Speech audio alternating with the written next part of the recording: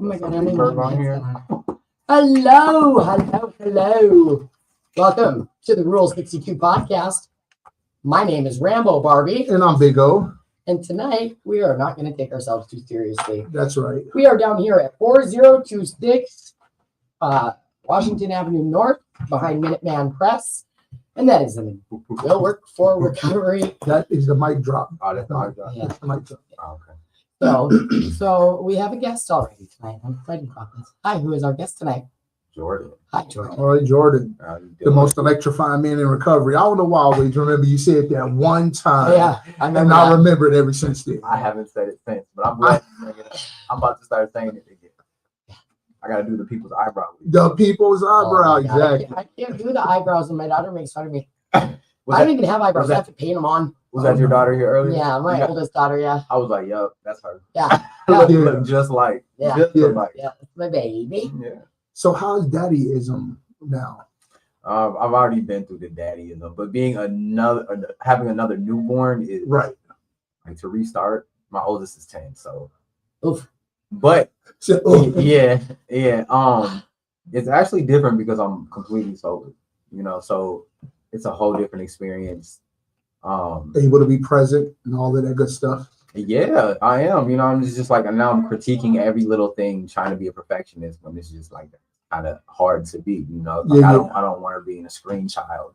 And it's like, dang, I'm sitting here Yeah, watching. but the hard TV. thing is though, is that like not only is everything like trying to go like digitized, Yeah, but like in preschool they're giving our babies tablets right off the bat. Right off the bat. that's another thing. It's like now I'm like, okay, well, daycare. I don't really like daycare, like because you just said like schools or daycare. Like I would love to homeschool my kids. I would love to be able to just not send my kid to daycare. Yeah. I'll be able to either have a family sustaining wages, so my wife could either stay home or I could be a stay-at-home dad. And it, when I was married and Get your daddy daycare thing going on. yeah, you could. Yeah. You really could.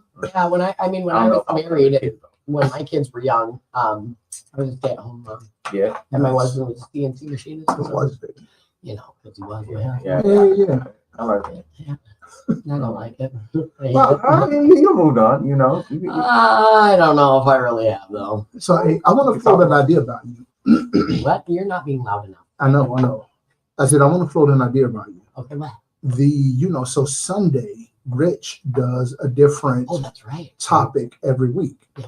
And I was wondering what you think about our topic following their topic for Sunday. So whatever they're talking about Sunday, then we come on here and kind of continue the conversation.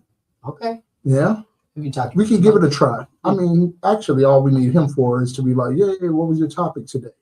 Yeah. But yeah, we can get him with some more participation in there. To be continued type thing. Yeah, to be continued.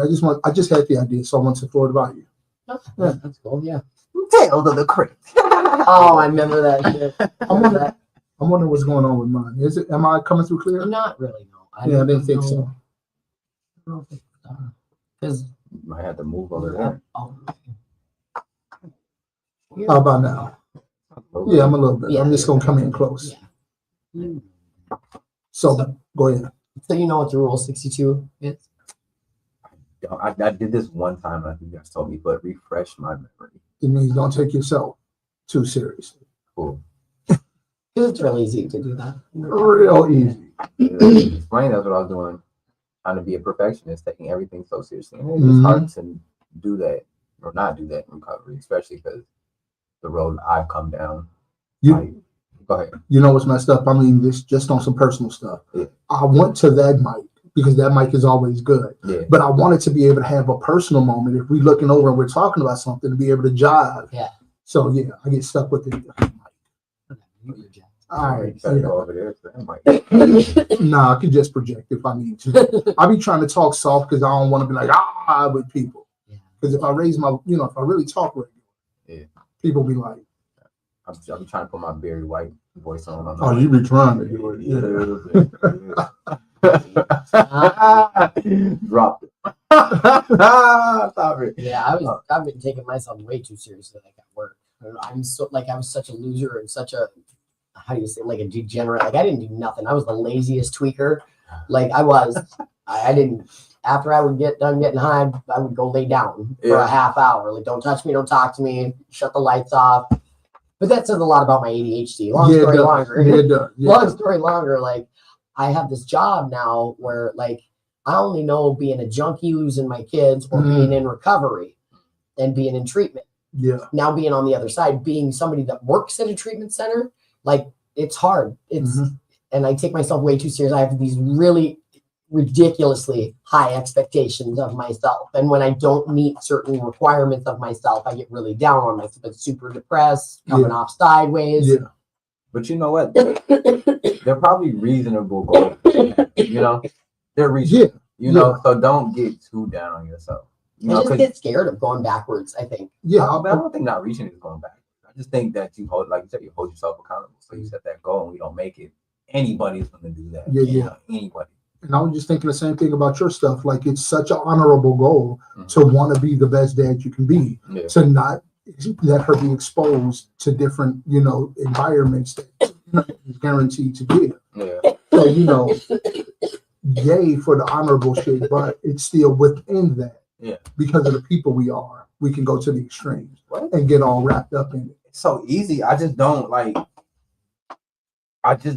her to be everything that's what everybody else is being in society. Yeah. You know, I just want to give her a chance to be the best she can be, you know? Yeah. And I just gotta understand, like, sometimes that's just out of my control, especially with all of this in here. Like, I can't live off the grid. You know, I don't have to take us to an island and be like, no, you know, and I don't want to seclude her from that because there's beautiful things within technology. I just don't want her to be seeing a screen and being like, yeah, I'm into it. You know, I want interaction, because with my first son, man, I was like this, holding. I swear I was present. But now, you know, he has like a little speech impediment. And I take that personal, because it's like, maybe I didn't talk to him enough. Right. After my daughter, my second daughter, my first daughter, second child, she is way more like fluent with speech. And I just think she got a little bit better. And then as this child, like, okay. For sure. More interaction. Yeah, each child get a better version of both of our, you know, the parents, you know. Yeah. All right, so here's a question. Since we know now that, okay, it's real easy for us to become so, you know, uptight about whatever. Yeah. What do you do to stay in the moment? Do you got anything that keeps you present? ADHD is an ass. It's a real thing. It's a real thing. Really I'm listening to Stoicism today, like in my car, and I'm like, it's hard. Like, for me, I literally have to like be like, all right, Well, 2 seconds later. What did he say? I gotta rewind it just to start it back. Yeah. And it's just, some days are way easier than others too. And I notice it when I don't take things seriously. When I wake up in the morning, I take a deep breath, and I'm like, look, life is just life. Things go just a little bit different, a little bit better than when I be like, okay, I don't got the money today, or I didn't do this, I didn't do that. Right. So I try to, I guess, just be light on myself, you know, give myself grace. No doubt. To stay focused. No, that's legit. That's respectful. You got to be able to give yourself some grace. Yeah. But to say like you were like a lazy tweaker, that's crazy, because it's like the only drugs I could do were the uppers. You know, I didn't understand how people did that. You know? Well, like, I think too, like, there's, I don't know. I've known real ADHD people like that too. That's like put some meth in their system and they're like super chill and mellow. So I have narcolepsy and ADHD and autism. All the isms. And I was born chemically dependent on crosstops and alcohol. Oh yeah, me too. Yeah. So like, you know, I think that definitely plays all into it, you know, and these are all just labels, right? And I've tried to go like with and without medication. And like, for as an example, with the narcolepsy, like I thought I was just tired from all the years of meth, right? Yeah. But like now I'm on, after 2 years clean, they put me on a narcotic stimulant, and I cried and I begged and I was like, look, you don't understand, when no one else is looking, I'll take that whole bottle of pills. Right. So then I had to have the guy that I rent from dole out my medication every morning. He would leave a little pill, just one pill in my cupboard, you know, so that because we worked opposite schedules, you know, and I'd come down and get my medication until I felt like I was at a place that I was strong enough that I could control it, because it is one chemical compound different than my direct DOC. But the problem is that I'm finding is the amphetamine makes it so that I don't have to knock out while I'm on an 8 to 10 hour shift. but I've noticed that I feel like a dry drug addict. So I have to keep myself in check. You know what I mean? Because like I'm a person, I don't like medications. And I have an adverse reaction to a lot of medications, but I do understand that they help and they are important for people. You know what I mean? And so I don't know, it's a lot of like, no, like I like when they prescribed first, they had me on Ritalin. I'm a kid, and I just didn't know what the hell this shit was. And then they put me on Adderall, and I get what shit you're saying like slows you down. Yeah. I'm like, people do when I was down. on there, like, what's wrong with you today? I'm just like, So when I'm on medication, people are like, "What's wrong with you?" Well, because I'm like chill. But the problem is that I also have narcolepsy. So if I take something that's primarily working on my ADHD, but it's countering my narcolepsy, like I'm constantly fighting being tired all the time. No, that's crazy. I've never heard of that, and I've never met someone that's narcoleptic. The only person I know that was narcoleptic is Mr. Beans in Rat Race. Well, so it's not like I TV. Like there's many. I didn't know. I thought it was like while you're talking to somebody mid sentence, they just that's what they make it seem like. It's just some general sleep that's disorder. one. That's just one form of narcolepsy. There are over 57 different types. Of course, of narcolepsy. Yes, right. And so and there's this video I talked about it. I think last week there was this viral video of this lady, and she has narcolepsy with cataplexy, which means that like a system of your muscles will shut down if you get over whatever, if you have way too much whatever it is, right? So Overstimulated. For her, it's if something is way too funny in her system overloads, she knocks out while she's laughing. That's not fair. Yeah, and then she'll pop back up, and then They don't have no orgasms or nothing. Pull it together, okay, that's clean. People have orgasms in real life. Orgasms, yeah. Well, eargasm. Yeah. Q-tips. Oh. You know, I can't stand when people's ears itch and they do that. Mm-hmm. Oh yeah. Get in there and get real sexy with it. Oh man. What about that Michael Jackson? You guys seen that movie yet? It's whack. I'm here to tell you, the Michael Jackson movie is whack. Crazy because it was great. Look, I'm gonna tell you something. I am the Michael Jackson fan who believe that if Michael Jackson touched something, it would light up just like in Billie Jean. And would have fought you if you said he didn't have superpowers. What I'm telling you is the movie was whack. The plot line moved along way too quickly. It was. I know. All right, so let me ask you this: so if it was so whack, you know they got number 2 coming out. Not gonna be seen. Oh yeah. However, this is what they did show. They made a real point of like the vitiligo. I didn't know that's what the name of the skin condition was. Look at even white people can get vitiligo. Yeah. I thought you would have turned black. So yeah, I wish. I wish, dude. That would be so much cooler if I was. Dalmatian. So they made that part clear. They made very clear like the emotional immaturity, because like apparently all the way up to Thriller, he was the biggest star on the planet, was still living at home with mom and dad. Well, yeah, because his parents friggin'. Yeah. So the emotional immaturity, the no human connection, those things they made crystal clear. Like, why is he like that? This is why. Right. They made that very clear. Yeah. Great for that part. But the plot progression was terrible. It was poor movie making. And if you had a chance to direct it, you would have done it better. I definitely would have. Okay. Everything would have lighted. Yeah, no reason, just touching shit, lighting it up. Why is that lighting up in the back? Mike got the Midas touch. If you don't know, you're not a Michael Jackson. I would have fought you for saying Mike couldn't light stuff up with his bare hands. Did they had a thing where who did Mike fight? What was it? Mike ain't fought nobody. I swear, no. There are 2 guys who fought someone. No, it wasn't Prince. It was someone like. No, Mike ain't fought nobody. I'm still mad. By the way, I'm still mad at Oprah Winfrey. When Oprah Winfrey, when I was little, Oprah Winfrey did an interview with Michael Jackson. I barely remember that. And she asked him some real like, who you having sex with? And Mike was obviously embarrassed. And I was like, I hate that. You know, I was gonna call her words right now, but I don't even know that woman to call her words. But I'm still beefing with Oprah behind it. Listen, that's how much of a Michael fan I was. Did you know that Snoop Dogg came out with a new video? I thought you was about to say out of the closet. I was about to say no, not Snoop. That's crazy. I'm sorry, people at home. I'm sorry. Snoop Dogg came out with a Tom Petty cover, and it's got the video was sick. I come flying down the stairs at Big O, and I was like, whoa! I was like, hey, saying all kinds of stuff. I called him right out. She was using the N-word and everything. Oh my God. I'm just playing. I did though. I know. I was trying to clean it up for you. I did though. But to be fair, I am his little sister. You are. That's right. I told somebody the other day, I was like, knock it off, or I'm gonna go get my big brother, and he will be mean to you. Very mean indeed. Yeah. Very mean. You don't want to meet my big brother. He's bigger than you. He'll So- hit you. That's crazy. Yeah. You guys do not need to be on. Yo, but you know what? They just feed off of each other. Yeah. Yeah, people are even saying they're like, yo, you know, you guys don't need as many guests. Like, you guys chilling, just we're I good. can see it. I was about to just fade to the back real quick. You know how Homer in the bushes? You know? Right, Yeah. So we are gonna ask you some questions. Yes. Oh man, freestyle. No, We it's were. fine. It was. We were. Yeah. We were for a while, but yeah. Now we're gonna get down to brass tacks.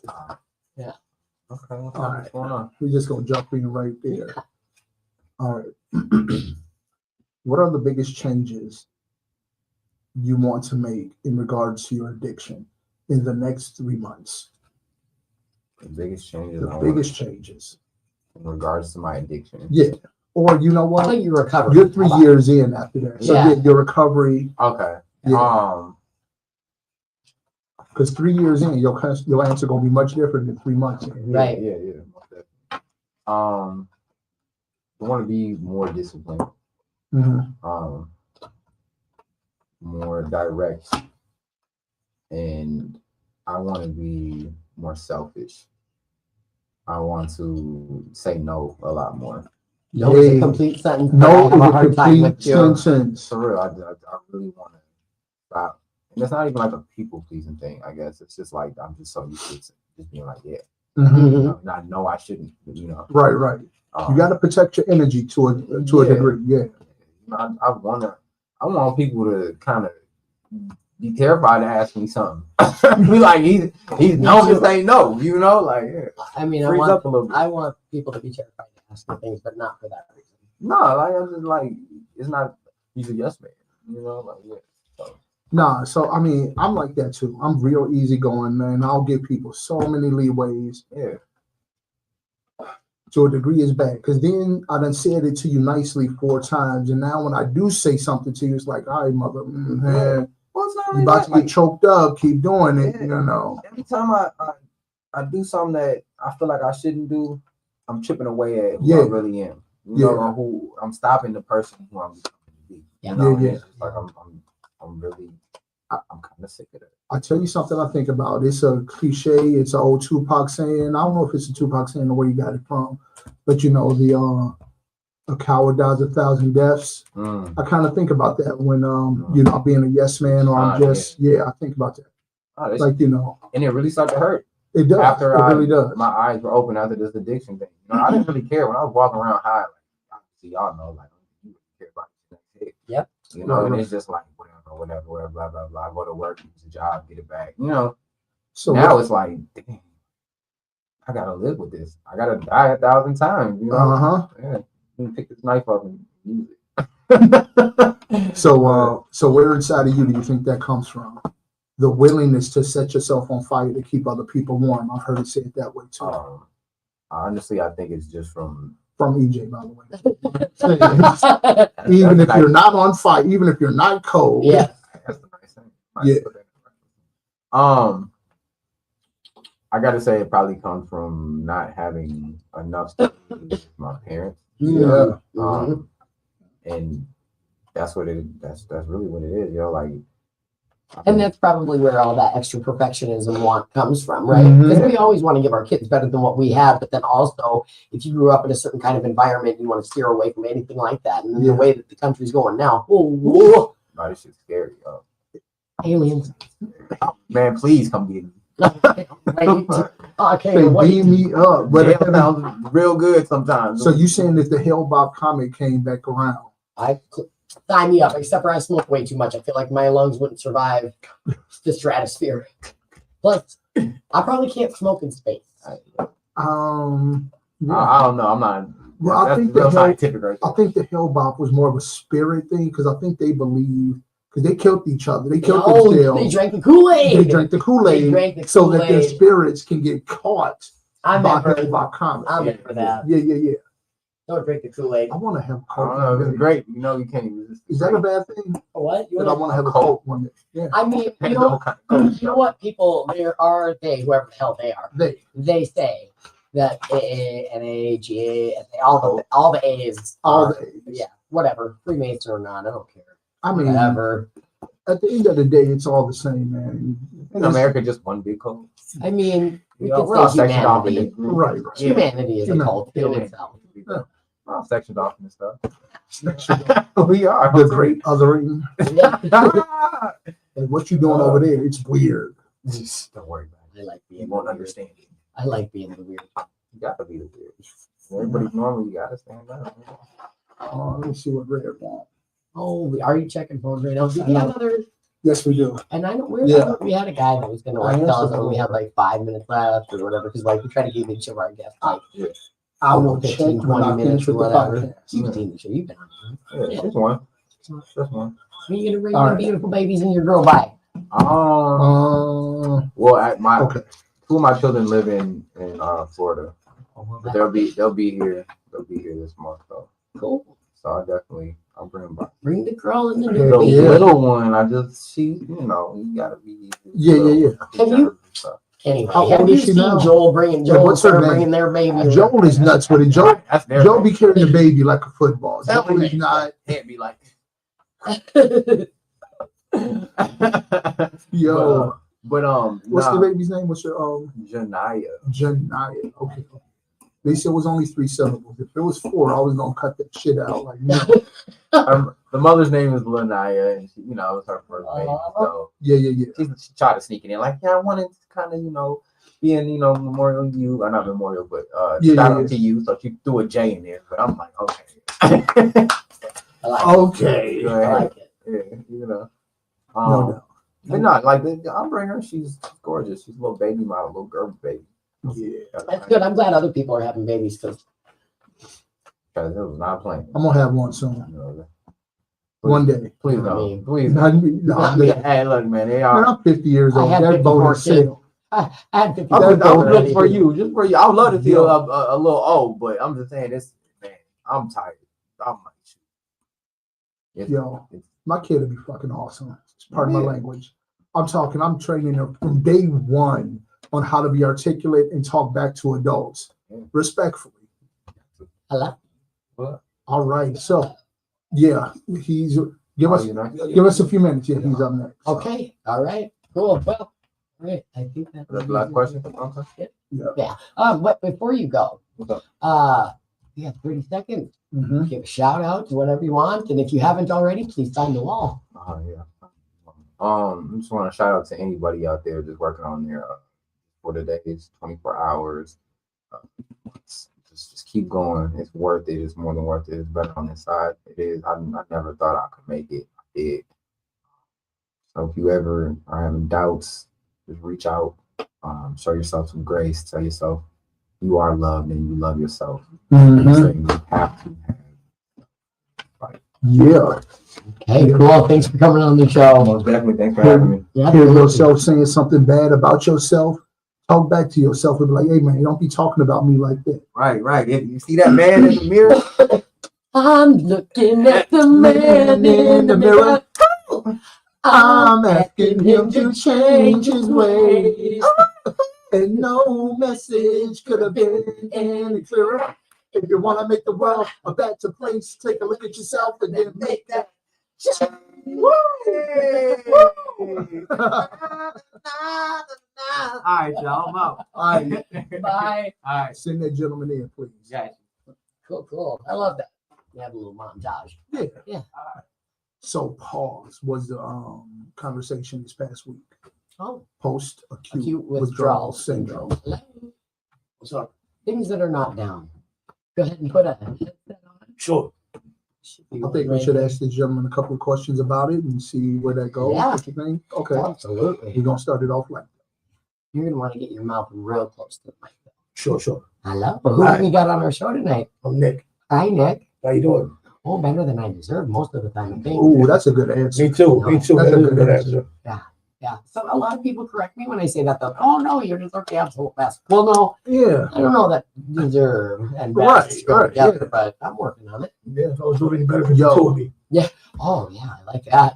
Sometimes I be tripping. Sometimes I get the best. I got so many people that love me. I keep saying it, and I be tripping. Like, do I deserve that? Yeah. Maybe not, because as you know, I am a piece of not stuff, good smelling stuff to people. You know, Sometimes me too. even recently, like 4 years sober, bro, it gets ugly sometimes. Yeah, You know, it just sucks less. yeah, it definitely sucks less. Yeah. So do you know what the Rule 62 means in AA? I do not. It means don't take yourself too seriously. That's a good one. Yeah, it is. Yeah, it is. I live by that. Hey, I might tattoo that on me. Yeah, I know, right? It's a good one. I Yeah, know. you seem to have a lot of them. yeah. I got the room for a 62. Okay. You know what? I finally got a handheld black light. You know that. Yeah. I have face tattoos, Yeah. but they're black lights, so you can't. Oh, see it. really? Yeah, That's pretty dope. I know. Yeah. I love it. He's like, don't encourage her. I'm gonna get my whole face Justin Bieber. Oh, straight Hell on. yeah. Yeah, because they're black light, and they don't only show up in the black light, and I'm never in one very often. So, I'm sorry. This is the last time tonight. Hello. I am busy right now, but in a little bit. on the show right now. Anyway, so on this show, have you seen our show before? I've seen your show. Yeah. Yeah. Yeah. Okay, cool. Yeah. Well, Willworks really got it going on out here. yeah. I love this place. I know. I've seen you around here for years. Yeah. Yeah. This place is like, About 40 minutes. you know, but with the reading tonight, that's why I never went to meetings. That's why I never did any of that stuff. I thought it was just a bunch of people white knuckling in a room. And, nah, this place has been fun, man. Yeah. This place has been instrumental to my whole Same. well-being, for real. Same. Yeah. Yes. Have you experienced any positive, good vibes in other meetings? I mean, we know Willwork give good vibes. I ain't gonna lie to you. I've only been to 2 other meetings. Okay, Two where are times. those? Just 2 times. Where are those I at? went to 2218 and I went to an Al-Anon. I'm not sure which one, you know. Okay. But I went to a different one because a buddy of mine was there. And, Okay. I talked about really, honestly, this is the first meeting I ever went to. And Okay. it's the only meeting I've ever been to. Yeah, Really, you know, this place got me, you know. Right. Yeah, me too. I wrote a poem for 40 Yeah. for these guys and gave it to them. It's called Willworks, you know. Oh. I don't know if they read it or what they did with it. But I gave it to I them. think it used to be on the door at the old place, wasn't it? I don't Because you know. did it a long time ago, right? Yeah. Yeah, it used to be on the door when you would come in. Mhm. I remember that. Well, we can't wait to hear the one you got for us tonight. Oh, I got my story. I wrote my story. See, I told my story one time. Like, it was the first time I told my story. Right? Yeah. I didn't know what I was doing. And I don't know, you guys probably know, we tell your stories. It's intense. Yeah. It's intense, man. And you know, the thing is, like, God bless the people that stuck around, but man, I was talking for hours, you know. I ain't having rehearsed. I didn't know what I was doing, you know. But I think it's your obligation in recovery to tell your story, you know. So I got, you know, I did what I do, and I put it in a form of a poem, and you know, just to short it down that way I could get it all together real quick, you know. I like that. Yeah, you said it's about 5 minutes. About 5 minutes. I read it once. About What you 5 think? minutes. We got it. Yeah, we got The that. floor is yours whenever you're Yeah. ready for it. Short enough. I'm excited. Me too. It's called a testament of resilience. I shall have questions afterwards, just so you know. I'll read it slow for you because I'm pretty sure you will. All right. It's a testament of resilience by Nick G. In a prison cell, my journey began, born to a gangster, a life so unplanned. As a child, I shielded my siblings from pain, but in doing so, scars etched in me remain. Abused and violated, my innocence lost. Those who should have cared, their love had a cost. They forced me to speak and to relive the pain, yet all I yearned for was to be normal again. Talk about it, they said, with judgment in their eyes, labeling me different, the words of disguise. Medicated and monitored my mind under their gaze. My pleas to be left alone was lost in the haze. School became a dream torn away. Hospitals and group homes is where I was made to stay. I rebelled against their control and their disdain, just longing for a childhood free from the strain. Yeah. Given away, discarded, a problem anew. To others, I was tainted, a burden they to shoe. No trusted adults, I ran and I fled in the streets and the alleys. My rest was so red. Juvenile detention, psychiatric wards were my fate. A life of crime, my only escape. Loneliness consumed me. I miss my family at home. My little brother's love never to disown. The monster I saved him from all those years past, perhaps that's why our bond was forever last. From the age of 10, my streets were my domain until the son from his mother never to come home again. Prison walls embraced me before adulthood's dawn. A system corrected, but what for I was torn. Life and drugs, my only known way. Love eluded me, both given and received, I'd say. In the depths of my despair, my brother's life was cut short. A tragic overdose at just 26, he saw. I languished in prison with 2 years left to serve, separated by fate, a bond forever preserved. In the midst of freedom's fleeting flight, I embraced my role, a shining light, a father of 3, my heart's delight. I took in 2 more, my brother's kids, so bright. Life arrow struck, a relentless strife. I shake my fist towards the heavens, protecting my baby girl's life. Deep in a prison cell, I grieved and I cried. Child Protective Services found me there barely alive. My youngest they took in their decree, changed his name, bestowed another, a mystery. In prison, we were both mother and I, deemed unfit parents. That was their reason why. Hopeless, I stood to no recourse to pursue, powerless to alter what they chose to do. Years slipped by like sand through my hand, missed moments with my children, life's demand. Hope flickers within, a fleeting plea. May they not catch the same path that shadows me. With yearning hearts, I pray that they will find a bridge to our bond, fate intertwined. May they seek solace in love's embrace, rekindle ties, no time to erase. For though my past may cast a shadow long, love's redemption can right what was wrong. In the depths of hope, I fervently pray that one day my children will come my way. My soul grew hard and trusted in no one but kin. Guns, drugs, and lust became my deadly sin. Gang affiliation, a substitute for family's embrace. A criminal life of destiny I couldn't erase. A year after my release, I found love anew. My soulmate, my partner, my best friend, so true. We stood side by side through thick and thin, married in the darkness where forbidden love begins. Yet our paths diverged, we both faced the law. I robbed banks and she stole drugs, the consequences we saw. But even time couldn't erase the ties that remained. Her release came early, but tragically soon stained. Before I walked free, she was taken from this earth, murdered and lost, a heartbreaking immeasurable worth. Behind bars, I've suffered more loss and more pain, but it was God and God only that kept me sane. Though his shadows of my life, his light shone bright, guiding me forward through the darkness of night. Though my choices led me astray, I'm still here today, a survivor of life's intricate ballet. Regrets haunt my past as I ponder the past. Yet I am who I am, the die has been cast. Though my journey is tumultuous, rife with strife, I wonder what if in another life. But what if they listen? Let me be a childhood so unburdened, living life carefree. If my path be diverged, led to something new, a different story, a life less askew. In this poem of hardship, loss, and regret, I find solace in knowing that I won't forget. For every twist and every turn and every heartache and strife, I am a testament to the resilience of life. I absolutely love that. Absolutely loved every moment of it. That was incredible. That's a lot of my story too, and I think some of yours as well. Yeah. And that's the really cool thing about recovery is that so many different facets each one of us face throughout our life, and we can be a different kind of saving grace for somebody else. You know, I don't always understand the shit that I'm going through, right? And I think to myself, like, why did this happen or whatever? Like losing my kids, right? And like every step I should have been gaining, I was losing, right? And I was like, I'm educated. I've beaten CPS before. Yeah. I got this, right? Yeah. And then 12 different reasons came, and I was like, I don't understand why this ain't sticking, right? 10 years, 11 years later, like, it's like, oh, because now I get to touch the lives and help other mothers, right? And having my daughter here tonight, Amen. I saw her outside, and I told her years ago. She told me. Yeah. And now, Good for you. and now years and years later, she gets to see me with mine when I didn't think that would happen.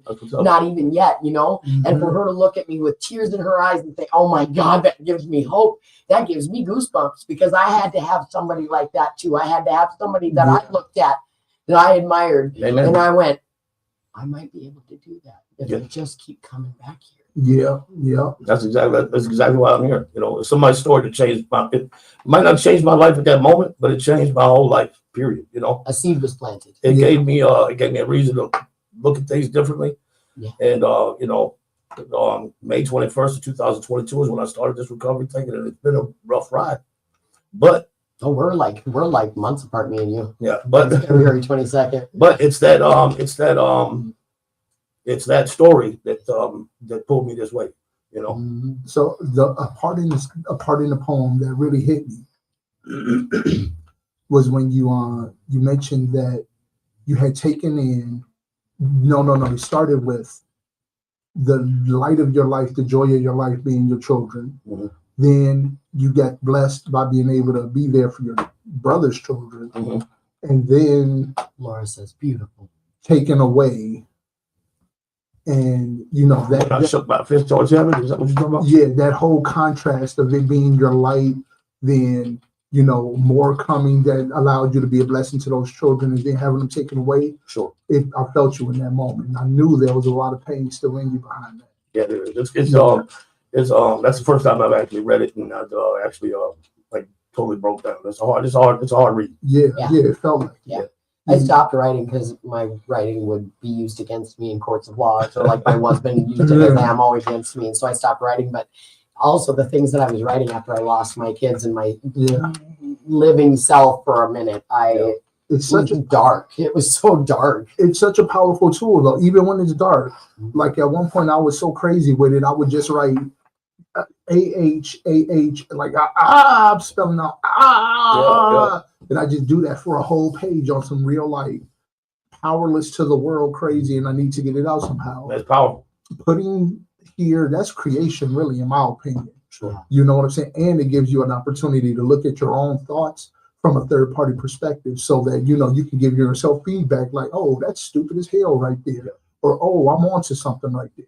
Yeah, journaling, if you don't journal out there world, I strongly suggest you give it a try. Mm-hmm. Yeah, I do too. It's really crazy because I don't, but I think I've been thinking about it lately. I do know that there is something to that, right? But like, I don't like a paper trail, and I don't like evidence. I really don't. Everybody's got their own thing, you know. This is my thing, it's just something I do, like the treatment that I was at, man, the first one that I went to, I did the same thing. I wrote a poem for the owner and gave it to him.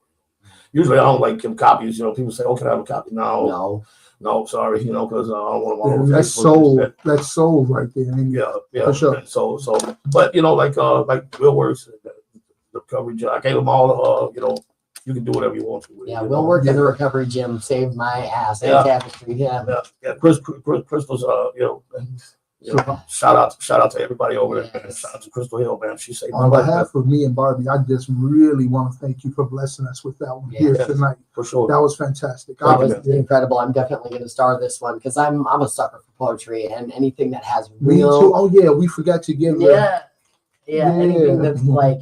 Thank you guys. Because you're right.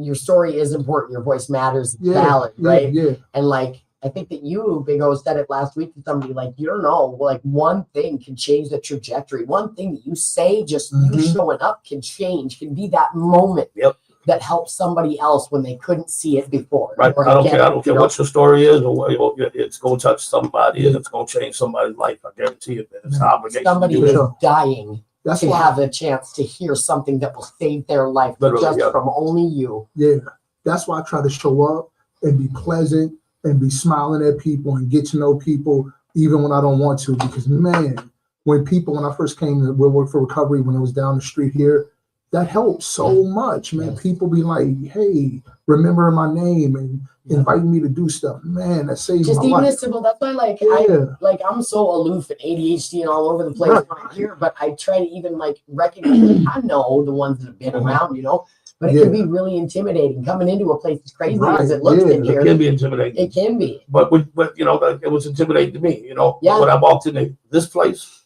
I wasn't as intimidated. Because it's like a living room. Yeah, that's what. And I tell the people that's brand new in this.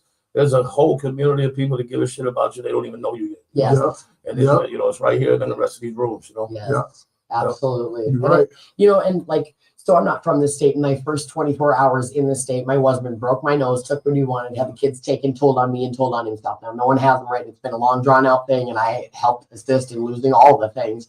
but like I'm not from here, right? He erased everything out of my Google account, disabled my legacy contacts on Facebook, and wiped everything out. Took the car, the cards, the money. I had no way to contact anyone, and I'm from Washington. Sounds like everybody in my circle. So, right, because it's never your enemies that get you. It's always your own people. Always your Right? own people. Yep. So my first 24 hours in the state, like I didn't, my kids and my husband gone in a matter of minutes. And I'm in a strange state that I've never really been to much.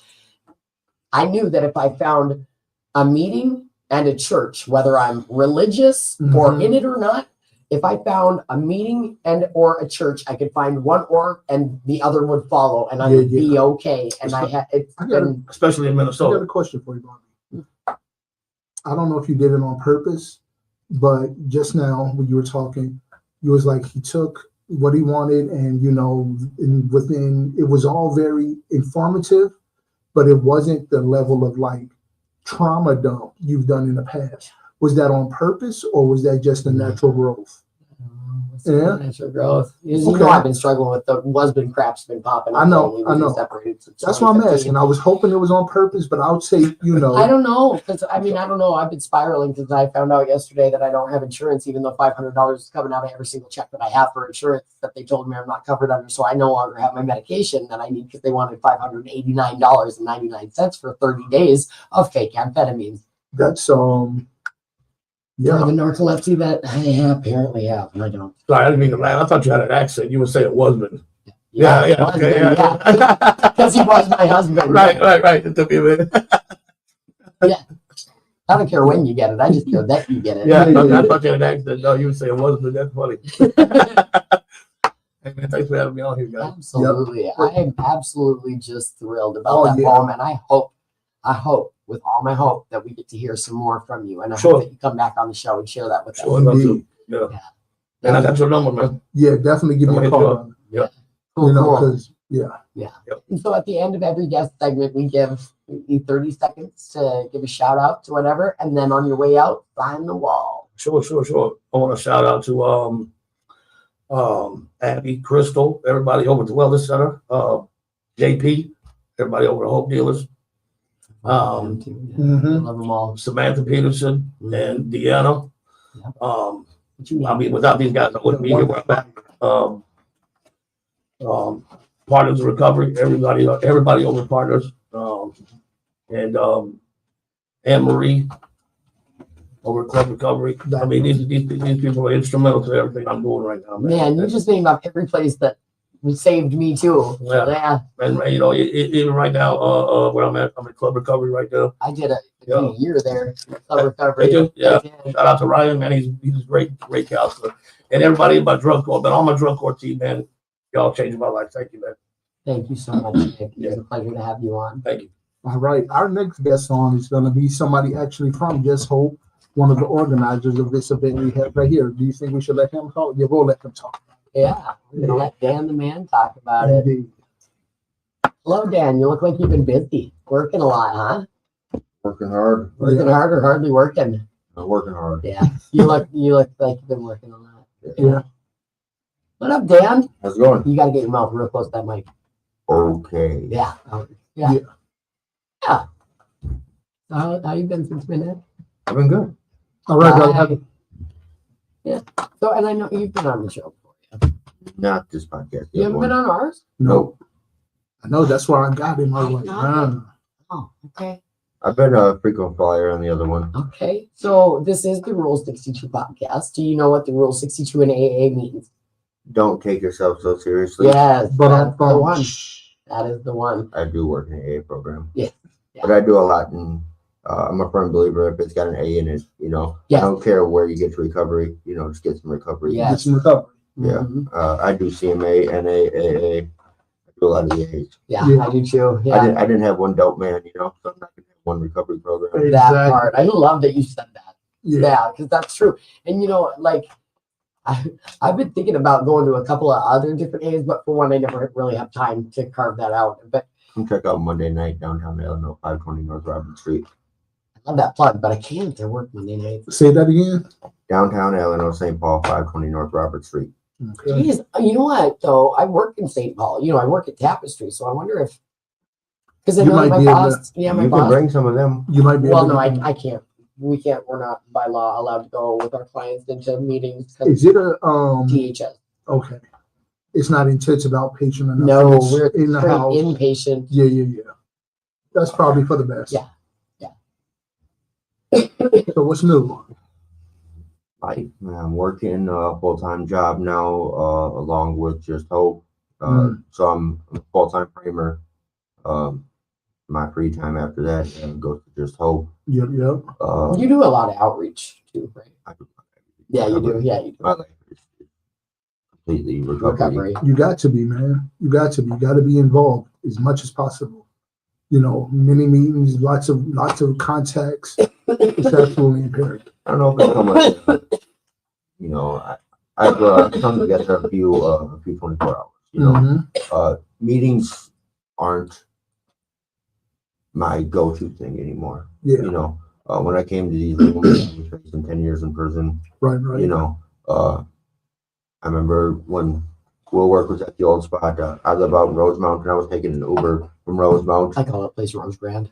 I was taking an Uber out to the meeting, and I remember Carolyn was like, "Hey, do you need a ride home?" And I'm like, "I don't think you're gonna get me a ride home where I live," you know. But at that time, I was doing like 6 meetings a week. Yeah. You know. Yeah. Yeah, you and I were both there like every night. Yeah. I wasn't really, when I came into these rooms, I wasn't ready to get clean. You know, I didn't know if I wanted to. I knew I didn't want to go to prison. Yeah. But something happened. You know. So talk about that. I was just about to say, what happened? You know, they talk about this osmosis thing. You know, you can't just get clean by constantly going to meet. But like for me, what happened is like I didn't. You know, I wanted to do whatever the courts wanted me to do for a period of time. You know, until they got off my back and I could go back to doing what I wanted to do. Right. You know, that's all I knew. Yeah. You know, all I knew was drugs and alcohol and the lifestyle. Yep. We were just talking about that a little bit earlier. Yep. And I accepted it for a long time that was going to be my life. That's what I was going to be. Yeah. I used to say it was a family tradition in my family to become an addict and go to prison. I've heard you say that before. Yeah. But something happened. You know, I kept coming around. You know, kept coming back. Kept going to meetings like this, like to the Monday night one downtown Alano, the fellowship, and I started to meet people who were just as crazy as I was, you know, but they're clean. Yeah. And it was like, hey, I can get behind this, you know. That sponsors, that was out of the question at first. Wasn't gonna do this. I got to tell another man about all the messed up stuff I did. Nope, not at all. Well, what changed that? What was it that changed that? Because I do know that you do work a good program. I mean, I don't know personally, obviously. I'm not. What changed that is when I finally realized that I wanted to stay clean. You know, I wanted to live a better life.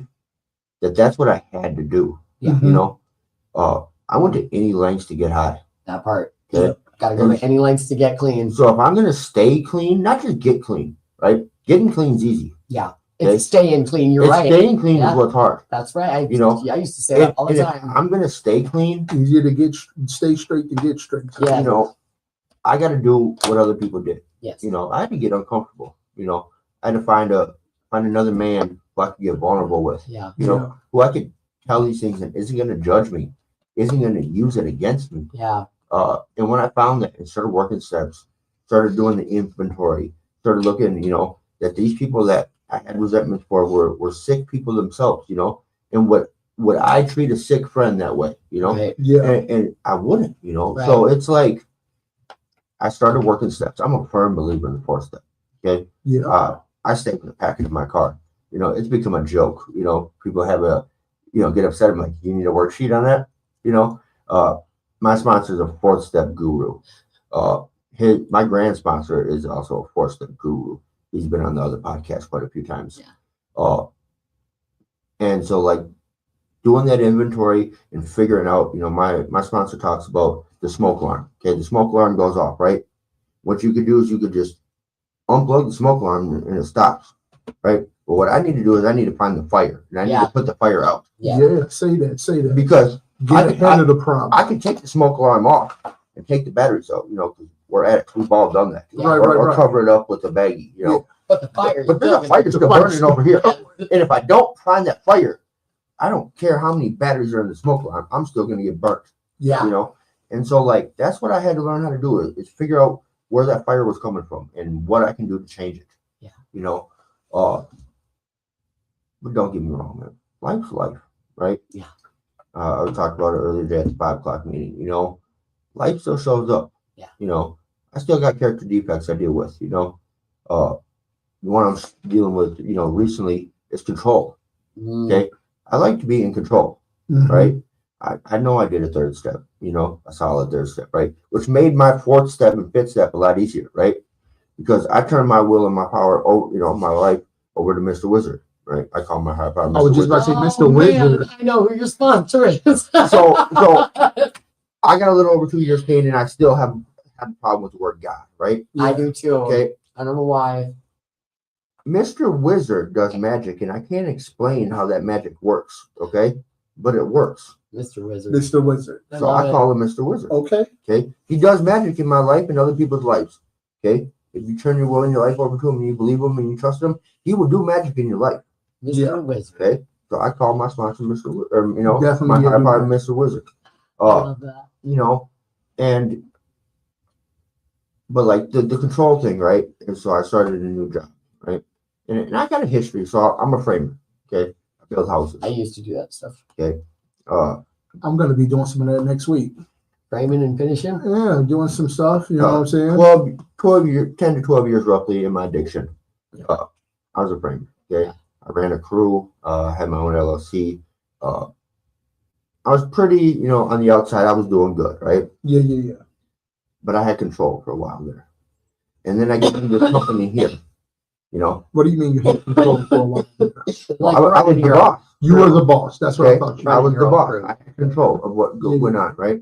I got out of the industry for a while. I got into the, you know, recovery industry for a little while. Was a tech at a treatment center. That didn't work out. That balance thing that they talk about in the rooms, I still don't understand that yet.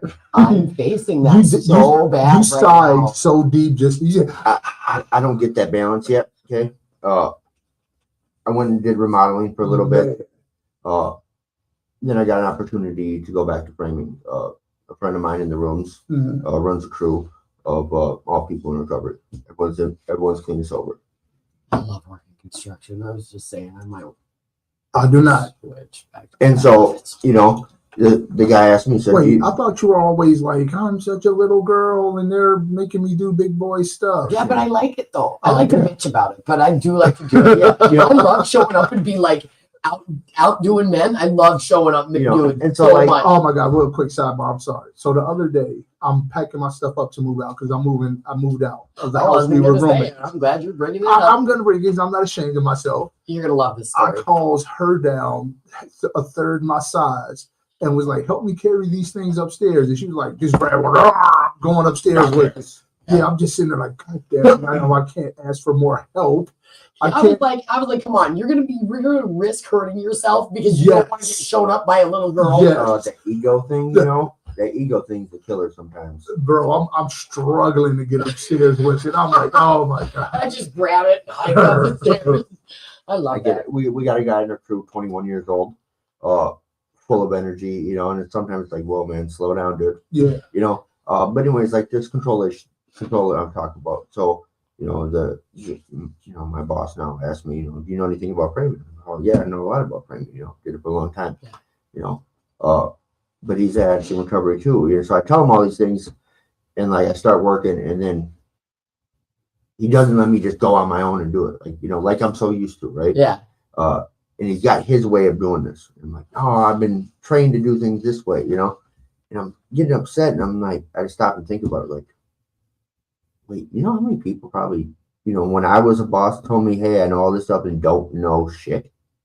You know, Right.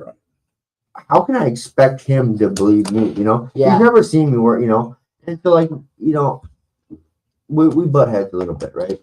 You know, but he sees that I know it, you know, and it's going to take some time, right? I'm only in my third week, right? It's gonna take some time, but he knows that I got the skills and I got the, the drive to do it. So, it just takes time. Yeah. But that's one of my character defects I've been dealing with is control. I want to be in control. I'm an addict. Who doesn't want to be in control sometimes? So let me bring you back to something you said earlier, because for a moment you talked about that old saying in the room that you can't get this by osmosis.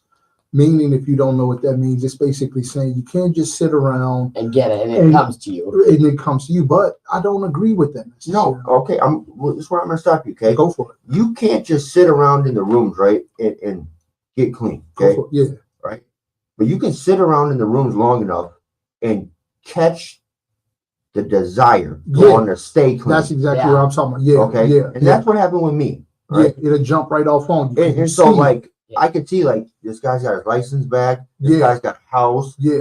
This guy just, hey, wait, this guy had the same charges. It's important to tell that stuff in a meet. And he's living proof, Living proof. Like, the people who know me when I came in here, right, I was a mess. Not to say everyone, came here on a winning streak. Few of us did. Yeah, few of us did. But most of us not. Right, I did. And it's like the reading today, that outside image, right? Yeah. My outside image matched my inside, how I felt. Yes. I was a wreck on the outside and I was a wreck on the inside. Yeah. I didn't know how to deal with life. Today my image looks a little better. I talked about earlier. I got some responsibilities. People trust me. Yeah. It's a weird feeling. Ain't it beautiful? I got keys to buildings that the people know about. Hey, look, my brother be making fun of me about that. Be like, you said you got keys to shit and whatnot. Like, bro, like, why are you saying like it's a bad thing? People trust me. They let me be in charge of other. Come on, right? Go. Meetings let me take their money to go pay for events and stuff, and I come back with the change and the receipt. Say that, yeah. And that's a new thing for me. Yeah. Straight up, because like I got pulled over in the work vehicle, right? And I was real quick, I was working a shift I don't ordinarily work. I work the second shift, right? So in the morning, I'm usually asleep. They needed help in the morning. So it's 8 a.m. and I'm about to drive from deep in St. Paul, like the outside of St. Paul, to Mankato to go pick someone up out of the jail at 8 a.m. So I'm not on my regular time. I have narcolepsy, which that's a whole nother thing. And my schedule is all weird. I had drug-induced narcolepsy back in the day. It was weird. So then, yeah. No matter how much drugs I did, I just randomly fall asleep driving. And all sorts of Well, that sticks around sometimes. Yes. Anyway, so long story longer, I'm like trying to psych myself up, and I'm having my first cigarette of the day. I get gas at the pump, I pay with the company card, and I'm in one of the big vans that says, "Tell me how I'm driving," And so, because I'm not a jerk, I go in the park. Because I'm not a jerk when I'm done fueling up, and I never went inside the gas station, which I think was the weird part. Anyway, long story longest, I go to park because I'm not a jerk, so that somebody else can get gas. And I'm like zipping back and forth, like I'm trying to psych myself up and have a conversation. I jump a couple of times and I'm like trying to wake myself up and have my cigarette, right? And I go to get into the vehicle and this big RoboCop comes up to me and she's like, "What are you doing? I need you to step away." And immediately like the street and a little bit of thug in me started to come out. And I started but then I looked down and I saw my badge that has the name of the place that I got clean at and that I get to work at. My 7-time felony having ass gets to work a DHS job that saved my life. Like, I can feel that. Like when I got the job at a treatment center, right? I'm still on probation, right? Same. I got a 2nd-degree drug charge, that I'm on probation for. And I got approved for a set aside. Yeah. To work with I was like, yeah. See, my background still hasn't come back yet. I'm getting there. Tell me my higher power can't do something, right? I'm really scared. Tell me your higher power can't do something, right? If you believe, in it and you put the effort to it, I was freshly a year clean and I got to work at one of the roughest treatment centers out there, Which one? Twin Town. Twin Town. I knew you was going to say Twin Town. Because the only reason I know is because ours is the other roughest one. Yeah, we call yours Tapestry. It is. Everyone calls it Tapestry. Yeah. Yeah, I went through Twin Town, so I know. Yeah. Twin. Something, whatever you. But so say your higher power can't do something, you ain't believing in them, my first big realization of what the program of recovery can do, right? I'm not going to say the program Alcoholics Anonymous program or narcotics. The program of recovery, Yes. Right. would do for you is October 24th, 2024, right? That was my sentencing day. I signed the papers for a mandatory commitment 75. Anyone who's been in jail before knows when you go to court and you're the last person to go up in front of the judge, Yeah, you're not coming back out. You're going to jail. Yeah, you right? done seen a couple of people already get sent to, The guy before me got 144 month sentence. You know, the judge has been kicked off at everyone else, right? And I get a downward disposition for probation for 3 years with 88 months over my head. Woo. Say my God can't do something. Woo. Yeah, that's crazy. That's Right? crazy. You know, God, I'm still on probation for a domestic. I will be off paper for the first time in my life. I always forget. October 24th to 2027. I always forget that you are a male abuser. I am not. I know, I'm just joking. Self-defender, but I do participate in violent activities. I used to, yeah. It's not funny, but Some people enjoy that. we laugh Yeah. about it anyway. We do, yeah. Yeah. I have to say it that way because I feel like it's good defense. Then dudes don't want to hang out with me because a lot of dudes try, and I'm just like, no, I stab dudes. Yeah. Some I enjoy don't. that. I don't, but No, she Some enjoy doesn't. that. yeah, I don't. Do we have any more? What? Yes, the questions. I don't know. Questions. I don't know. That's why It's that time. It's 9 o'clock. It is 9 o'clock. I do want to ask just a random, dumb, just frivolous question because Pick a number 1 through 100. yeah, pick a number 1 through 100. Let's all do the good old 69. 69. Okay, number. Pretty sure I already know the 69. question it is. What is it then? I can't remember. It's been a while since I've been on. What is your favorite tradition or holiday? Tradition or holiday? No, it's gonna be so. I'm a fat kid at heart, so my favorite holiday, right, is gonna be Thanksgiving. Yeah. You know. Well, But if we want to talk like the traditions as in program wise, it would be the 4th tradition. Okay. Each group should be autonomous, accepting matters affecting other groups as a whole. The reason I like that, right? This was one I tried recovery first, right? Years ago. At 18, I thought it was you go to treatment and you're cured, you know. That's what I thought. And I went to Yeah. a couple meetings Yeah. after that, right? And like I remember like my first meeting, I was like, these people are weird. I don't understand it, right? And I didn't go back. Okay. Oh, but every meeting doesn't have to be the same. As long as there's a strong message carried, right? mhm. And it doesn't affect the program as a whole, it is okay. So like I come to this meeting, I remember my first time I walked in, I'm like, this looks like my dope man's garage, you know, like all this stuff on the wall, you know, the Monday night meeting I chair. That's a wild meeting, right? We average. What do you chair on Monday? CMA. Yeah. CMA. I love the CMA meetings. I thought you were going to say. I brought one into Meadow Creek. So we average probably 50 to 70 people a week. I've heard it's got a good It's an awesome meeting. Yeah. Where is it at? 520 North Robert Street. in St. Paul. I was Yeah, that's listening. like I was right listening. I was Right listening street from earlier. my when you said work, actually. Yeah. Oh my God, is that me? Hey, real quick, before we get going. So the loose topic that we didn't stick to We at did all not. tonight We did not was at all. paused. That's post-acute withdrawal syndrome for those out there who don't know what that is. You have any experience with pause? Like what was that you can think of or name? I can't really say I did. So I would say I was fortunate. Like when I came in, like I didn't go to treatment right away. I got to like detox in jail where I had no choice, right? Mhm. So like the post-acute withdrawal syndrome, like I didn't really, you know, it wasn't there for me, you know, for a while. I did notice that once. No irritability. Ooh, let me give you a good example of mine because it kind of relates to what we was talking about earlier. When about osmosis and the jumping off on you. When I first came here, a part of my use is extreme focus on my own shame, right? So I come into the rooms and the lingering effect of my use is that sense of I don't belong here. These people don't really like me. they're talking shit about me right now as I speak.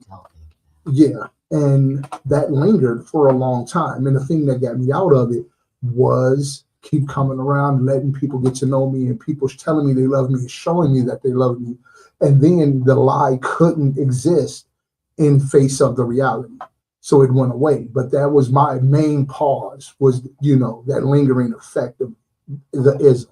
I to be honest, I can't really say.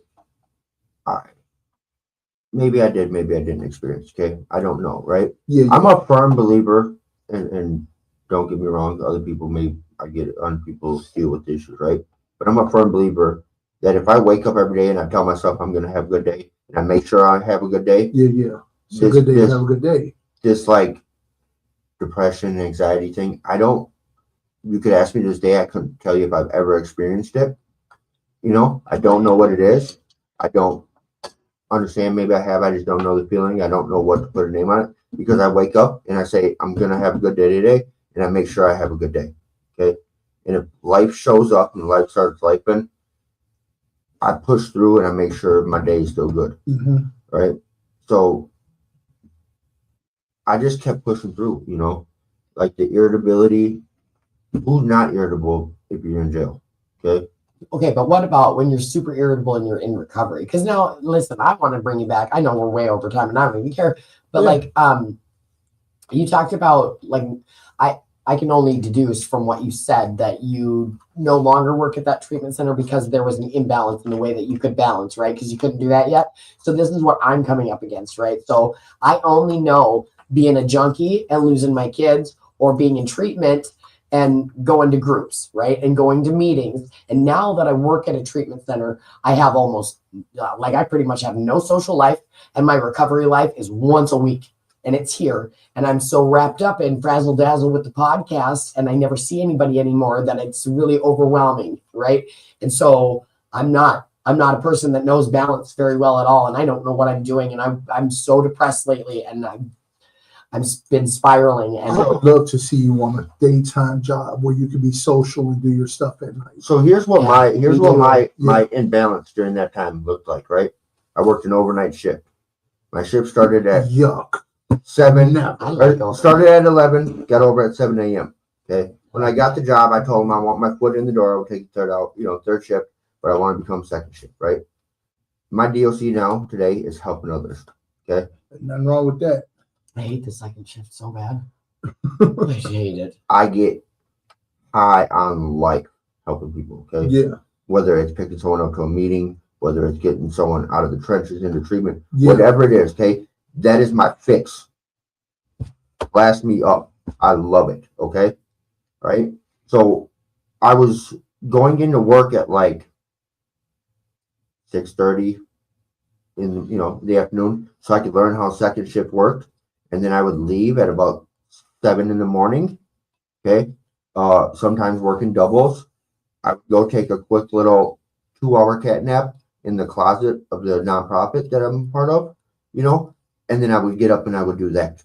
Okay. Because helping people made me feel good. And that's the only way I'm going to stay clean. So that's also what I'm coming up against, though, is that so on the second shift, it's where everybody's done with their groups, and they come to you, right? And I know that I'm making a huge impact in some of these people's lives, right? I always think I'm not that whatever, right? And You're not that right. Important. Just remember that. Right. And I keep that all the time, right? Because I know I'm not, but now I'm starting to see these other girls with what do you guys mean by that? What do I mean by that, right? If you get your ego too big, you're gonna fall. Okay, so that's something exactly. That's something my sponsor jokes about, right? It's an inside joke between our sponsor group and a bunch of people. I'm not that important, right? I'm not, though. And it's because true. Here's the thing. I'm an addict, and when I get a little bit of ego, I will take it to the moon. Yeah, right? Me too. And if I start thinking I'm doing super good, I can my life up real quick. Right. I spoke on that tonight a little bit. It's really easy. And that's I don't want it misconstrued that that's what I think, because I don't. But yeah. But I can see these girls lately, especially, and there's even because I work with LGBTQIA too. Yeah. There are people that I am starting to see look at me like I looked at people with hopeful eyes. Yes. And they know that I know many of them aren't going to get it, but that's why I keep coming back for the second shift, is because that's where I'm effective. right? Exactly. And that's where I get my feel good too, is making you feel better. Like there's this one person in particular, and they're constantly wanting to leave, right? And she's scared, and she's never been in a treatment before. And like I have a harder time relating to that because I'm like a seasoned, weathered drug treatment veteran, right? But I remember the first couple of times. I remember being scared, right? And so I take the extra time with those clients, right? And there's been so many times where they'll be like, oh my gosh, you know what? Hey Barbie, I'm still here. Hey, you know, because I have every other weekend off, and this girl was gonna leave every day, was gonna leave. She finally gets to graduate our program. And I don't want to like say that, like, because I'm not taking the accolades for it, right? But I know that I planted a bit of hope in her that she did not prior have and couldn't see. And I watched this girl get to like build on that. Yeah, and that's my feel good. But also I'm struggling because I'm not doing the same for myself. Truth, right? And you know, there is also like the reason I originally took offense to it so quickly is because, you know, when you are like you, like me, like you, when you're out here and you're being a part and you're being of service and you're doing more stuff, people do look up to you. You know, people. It can be a lot, though. It can be a lot. It can be. Like sometimes I don't even want to come, but then some newcomer said to me, "Hey, are you going to be at the meeting? I'm getting my clean time," and it's important to them that I'm there. Yes, you know, so I show up because that's a responsibility. Yeah, you are. You know, like so when I got my first sponsee, right? He was like, "Hey, I don't know what I'm doing. Will you help me?" I'm like, "Listen, I don't know what I'm doing. Let's figure this out together." You know, that's why I always tell people, bro, I am an active crazy person. You know, I still don't know balance, so maybe I'm not the person to talk to. Okay. Well, because like it is, I will say it is getting better. Okay, I do make it home at a decent time, and I do spend time with the fiance. You know, and I try to spend some more time with the kids. You know. See, I'm just not doing any of that at all. Like all I do is work, sleep, and cry. Straight up, is work, sleep, and cry. Well, maybe that's what you need right now. Maybe it is.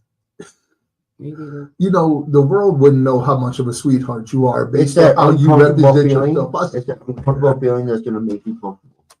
God, I am terribly lonely and terribly uncomfortable lately, and I am so sad all the time. I just hate my life, and I'm thinking, like, is it worth it? And every single day I keep telling myself, yes. And then a person that we know that is, I know, you know, and he's really struggling right now. And he straight up told me yesterday, he's like, hey, he goes, you know what, though? I know you as an active addict. And he said, no matter what, your life now is worlds better. He's like, could you imagine if you started messing up? And I don't have the desire to use, you know, but the addict in my brain keeps telling me, like, I'm on medical meth because I have narcolepsy, right? And they want $589 for a prescription, 1 month bottle. And my brain immediately went, $600. You could go buy a year's worth of supply of meth and be fine. Would it really be a year's worth? No. No. And it would be gone. And so would my hair, and like, so would my self-respect and self-esteem. I got really good in my recovery at playing the tape forward, right? You know, in my addiction, I pretty much knew what the outcome was. And I was like, fast forward, let's just go to it, you know. And now I will play it, right? Don't get me wrong. I'm an addict, okay? I would love to do a hot reel and act like a fool for a week, right? Yeah. Okay. But I can't. Yeah. No, right? I can't. That's I know it's not going to be a one-time thing. Yeah. Right. That part. Yeah. And everything got built, right? That's what saved me earlier too. I knew it wasn't going to be a one-time thing if I did. Yes. Yeah. And what I've built so far in these 29 months, I believe I got it. You know, it's amazing. Okay. Yeah. 29 months, roughly 29 months. December 13th, 2023 is my clean date. So roughly 29 months, right? I've achieved more than I've achieved in, 30 years of my life. Whole life, yeah. You know, right? Yeah. Like, that's a fact. This recovery thing is amazing and beautiful. Yeah. You know, I got to bring a friend today, celebrating 24 hours. Bridget brought somebody up here today that was supposed to be like, here, meet your new sponsor. And she was throwing them at me, and I totally didn't meet that person tonight. And I just realized it just now. Well, I know. You better come back. Come correct. You just get right. Keep coming back. Yeah. but life's good, man. Yeah. You know, I feel for you, Jay. Just figure it out. You know, it may take a while. You know, I'm quick to like, I'm a drug addict, so I want shit now. I want to Yeah. feel better now, know, and it's hard when you've never done certain things before and you want to be efficient. And I'm just so that, hard on that myself. control issue. Yeah, Right? I do Right? bad. So like, And this whole doing better with life thing, it's new. It's a practice. It is, and I'm a self-sabotager. And we're clumsy at it so Yeah. far. So, Yeah. you know, yeah. so like prime example, right? This event that you guys, okay? Yeah. What? Looking When- forward to that, by the way. When I came up with this idea and started like putting this together, right? I had an idea of what it was going to be, where it was going to be, right? And I picked a location, and it didn't work out. And like, I'm not a big person to pray, right? For all the people out there who do, more power to you. Pray for me. It's still hard for me to do, right? But I didn't know where the location was going to be. I didn't know what was going to happen. You know, that we were going to have to cancel this event. Driving down the highway one day, and I'm just stopped. Mr. Wizard, just Mr. I Wizard. love it. just please help me with this. You know, I know I don't do this very often. This isn't one of them foxhole prayers. Just help me with it. Give me guidance. Help me with this. I'm leaving it in your hands. Within a week, it was like a domino effect of location, boom, here, like Venue, the thing. yeah, the venue, the people, like it just. Mr. Wizard heard me call out. He answered my prayers. And Right? so many people have their hands in this already, and like I hear people talking about it all over, and like people are excited Listen, about this. I had a buddy call me last week and was like, "Guess where I just saw your flyer?" And I'm like, "Where?" He's like, "In a tobacco store in Maplewood." Hey. Yeah, word's getting around, dude. Like, It's gonna be big. I can't wait. so this started. We're getting a little over. So I'll explain about this event and how this came to. Yeah, break it down. Okay, so I'm part of a car audio. First, real quick, what is the event and when is the event? So, So- we can get that out there. Well, let me get to it because it'll get to it. Okay. So I'm part of a car audio. There's a group, right? process here. There's So a Okay. I'm process. part of a car audio group, okay? And we meet on Saturdays and we bump our super loud music. You know, it's part of my music therapy. Okay, when life is life, and I'll get in my car and I turn my radio up. Yeah. For sure. And what you guys may think is loud is not what I think is loud. okay? All right. My stereo isn't loud to me, but to you guys are probably like, what the Well, hell? we do know Rob, so Yeah, we know Rob's So right. like Rob's part of our little group, okay? And he's so an we enter in base competitions in North Dakota. so like we were getting together and I was like, hey, would you guys help me out if I came up with like a recovery car show? If we did like a recovery car show base show. Yeah. And someone asked like, yeah, let's put it together. So Just Hope, for everyone who knows about Just Hope, had a event, a dance party. And I went there and I said, hey man, I got an idea. So I want to do a car show, a big one called Hot Rods for Hope. And they were like, thank you, tell me about it. Yeah. So I told them Yeah. about it, right? And what started as a mustard seed is now a mustard tree. Yes. Okay. So what Hot Rods for Hope is going to be, is not going to be, this is going to become an annual thing. Okay. It is a car show, a bike show, and a car audio competition. Okay. And a resource fair. So it is like a mini walk for recovery with cars, bikes, and loud music. Yeah. 50-50 raffle, tons of awesome raffle prizes. Yeah. We have an awesome DJ who's bringing out Who you DJing for you? DJ St. Trip. Okay. He opened up for Twista about a month ago. DJ, who? I'm sorry. St. Trip. I And- thought you were going to say one of the usual bunch from the recovery community. No, he reached out, but he was a little late. Right. But DJ St. Trip in recovery also. He does a lot for the community. You know. Okay.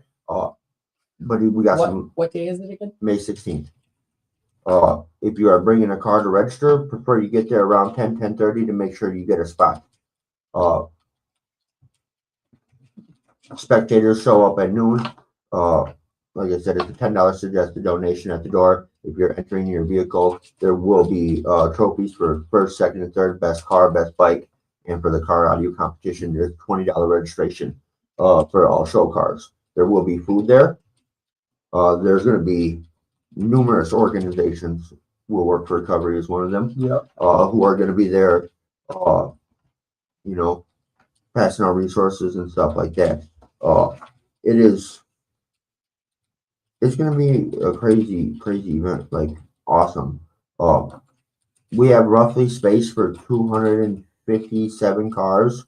My issue I'm running into right now is I think we're going to run out of space for vehicles. I just had another car club reach out to me this week.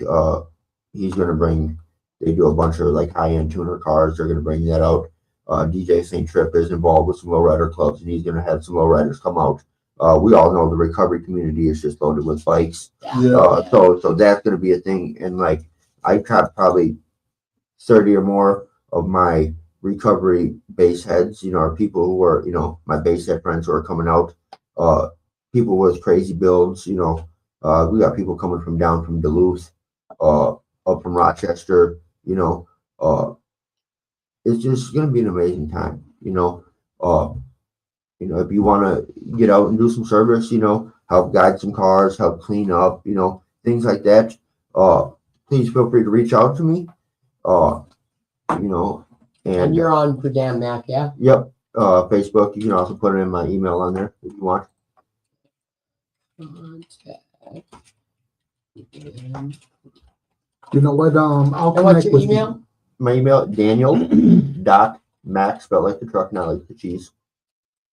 At just hope. AL or EL? No, DANIEL Like the truck, not like the cheese. MACK Dot what? I'm sorry. dot MACK No, not a capital. MACK. at justhopemn.org. Yeah. And you know me, I'm always down for some service work. So Yeah. anything I can do when it's time. Yeah. Yeah, I'll definitely be there. We, like I said, we got some gift cards to some really nice restaurants. We got some car audio equipment going up a raffle. I think we're doing a 55-inch TV, a laptop. I need a 55. Oh. No, you don't. No, I don't. I'm not even It's and plenty. We got about a dozen AMSOIL car wash decal kits, you know. And there's gonna be even more. It's gonna be amazing. I believe the mermaid is doing walking tacos for food. I'm not 100% sure. I love fucking tacos. Yeah. Straw. What time? What is midnight? I mean, not midnight. Gopher State. Gopher State. That is the weekend after. Okay, that's what I was gonna say. Are you guys clashing? Because that would be crazy. Too much competition. Nope. Okay, good. You did that well. Planned that Yeah, well. playing that well. I'm a board member at the local Alano Club, so I have to be at Gopher State. I will be there all weekend. Nice. So come check out the downtown Alano suite. We will be having Costco cake and White Castles. Oh. Saturday we will be having tons of White Castles. Tons. I think about 300 to 500 of them. Yeah. All right. Awesome. So you ready for the last 30 seconds? The last 30 seconds, we give everybody a chance to give a shout out at the end of the show, at the end of the segment. So Shout out. I just want to give a shout out to recovery. You know, Yeah, thank you. like shout out to recovery. Will Work for Recovery. Just Hope. Shout out to my recovery family. I would not be here without you guys. You know, I'm truly grateful for you guys to, you know, guide me in my journey and trust, you know, in me, because like I said, I'm an addict. I have, you know, my first thought is not always the best thought. Yeah. And, you know, to believe in me, which is a new thing in my life, you know, people to believe in me, you know, Yeah. it actually helped me in this journey. So yeah, shout out to my recovery family. Shout out to, you know, my recovery network. Shout out to recovery in general. Yeah. Awesome. Thanks for coming on the show, Dan. Thank you for Pleasure having to me. See you. Yeah. Always a pleasure to be seen and not heard. Yeah, that's right. Well, I don't know. I like what you have. I want to I'm shout not out that me. special. I want to shout out me for putting in all this hard work. No, I'm just playing. Bring your ego. No, I'm just playing. I'm just Here, let me playing. pull the string back down. Fucking cut the line. No, I do. I want to also shout out the recovery community. All you people out there that What are do you mean, you people? He said that to you, right? Yeah, now. he did. Yeah, he did. All the people out there that you know, struggling and fighting to have a better life, it's worth it. You know, when you're starting to think that, you know, it's not worth it and you're wondering when is it going to get better, I want you to know the hard work you're putting in is worth it. And there is a life worth living on the other side. We just got to stay the course. That's right. Yeah. Before I give a shout out, real quick, I am desperately asking for help. Talk about it. I have $300 worth of car parts sitting in the living room. I am not a car person, and I don't have a lot of money, but I am willing to pay somebody if they can actually are willing to commit to and Man. will help me. I will What other pay. parts? So I got Well, I shocks. better talk to you offline. Shock My old lady insurance. might get mad if I'm fixing someone else's car for hers. I'm just kidding. What Barbie, are I they? got it, shock guy. struts. My- And I know, but I don't need more tweakers working on my shit. If I wanted another He's- tweaker, I would go tweak on it myself. He's good. Oh, Though. so then that gets me up Ah. to stage. Look, you know the life we've led. I know the people, right? So you need struts and But stuff. he's I good. have them. I have shock struts and the sway bar links. I ordered all the parts, and I even got the triple crown tool set. Whoa, you got the tool set? Yeah, I got the triple crown tool set too. So I've What got kind of vehicle? it's a Volkswagen Jetta. Yeah, and it's got rust on the bottom undercarriage. Yeah, I mean, of course, it's a Do Minnesota you, car. do you have it here? Not here, no. It's like 5 blocks away though. I already got all the parts sitting in the living room. You got my number. Call me. All right, well. We'll see if I can squeeze you in. Okay. Yeah. All right. Cool. Can't But promise get your anything. car, Okay. your girl car first, because we don't Yeah. want no Oh, blood I on don't her. need no Her problem. car just came out the shop. Oh, She just broke a strut the other day. oh yeah. Yeah, She mine are like melted down around the arm of the. It's so bad. Yeah, the drive is crazy scary. But it drives. It, And just, you know. it sounds like a metal coil spring being ripped over more metal. Yeah. And the, Yeah. the shocks Hey, and it strut gets shit. you to It's meetings, doing- doesn't it? No, I don't drive it. Yeah, no, It's it's not rough, drivable it's right now. rough. It's so bad. I mean, I've driven some. Listen, I bought a car that the whole control arm was rusted out, and I welded the control arm to the car, so there was no suspension in the front Yeah. driver's side. Because Just once a it break, rigid- it would be like down the road, and I just took a plate, Yeah. jacked it up, welded it up. It was like riding a hardtail Harley in a car. It's nice. I love it. Well, yeah. Okay. I'm gonna hit you up. Yeah. All right, we'll see what we can do. All right. Well, TV land, Mhm. we're off. Bye. Bye.